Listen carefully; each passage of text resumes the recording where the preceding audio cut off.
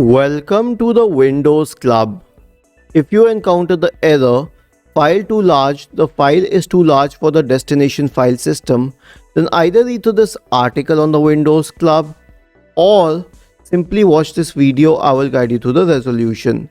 It has to be understood that the reason is that this specific file is too large for an FAT32 formatted folder or drive. In this case, go to this PC, right click on the drive, select format, make sure that quick format is checked, then change the file system type to NTFS and click on start. But before you click on start, you need to know that it will clear all content of that drive, and after that you can copy the folder to that one. Isn't this easy and interesting? If you have any doubts, please go to the original article on the Windows Club, scroll down to the comment section and write your query. We will surely answer to it. Do not forget to subscribe to the channel.